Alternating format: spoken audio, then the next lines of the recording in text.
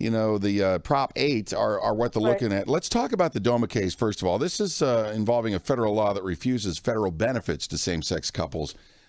You're a lawyer. If you're the judge on the Supreme Court and you know what you know about this now, is there some grounds here? Absolutely. As you said, DOMA is a 1996 federal statute which defines marriage as between a man and a woman for federal purposes. To make that concrete for the everyday person, what that means is if you live in a state that recognizes gay marriage, one of the 9 states that currently does, and or the District of Columbia, let's just say New York, for instance, because the case that they chose hails from New York, even though you may enjoy state benefits of New York and you're married in New York, you enjoy no benefits or rights vis-a-vis the federal government.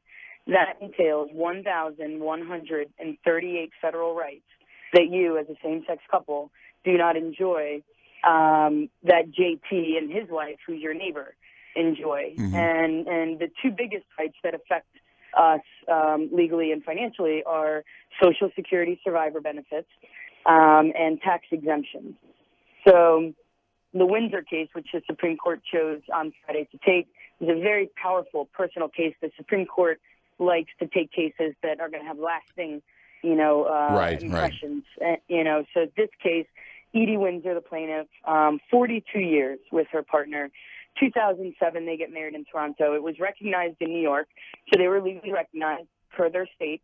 But when her partner died, because the relationship is not federally recognized, she was sent a $363,000 federal estate tax bill.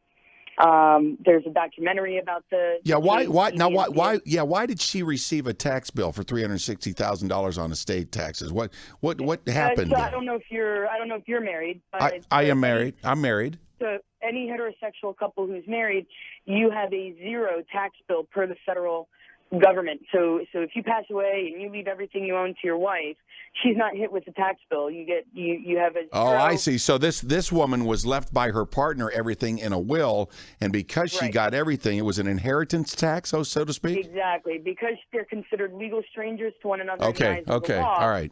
Now, let me ask you. All right, if DOMA goes away, this only pertains to states that have legalized gay marriage.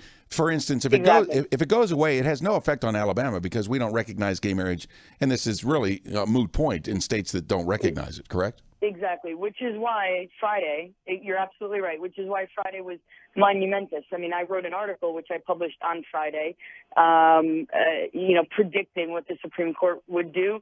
Nobody, including myself, thought that they would take the Prop 8 case, which is sort of the segue.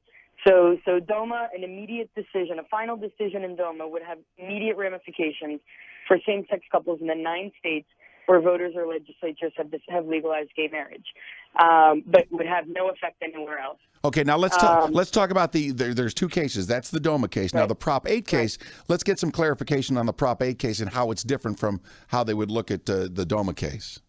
Right, absolutely. So the Prop 8 case stems from a 2008 case where the California Supreme Court struck down a ban on same-sex marriage, holding it unconstitutional, and it invoked its 1948 decision, which banned interracial marriage. So very much Loving v. Virginia, it analogized the 2. And that ruling, however, was then superseded by Prop 8, a voter initiative that amended the state constitution to ban same-sex marriage.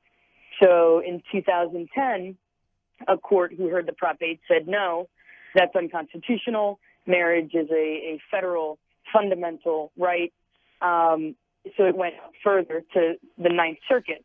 Now, what a lot of people don't realize is when the Ninth Circuit ruled that Prop 8 was unconstitutional, it did so very narrowly. Right. It did not actually rule on whether or not gay marriage is a fundamental right. What it said was California in 2008 conferred upon its people a right. I got you. I got you.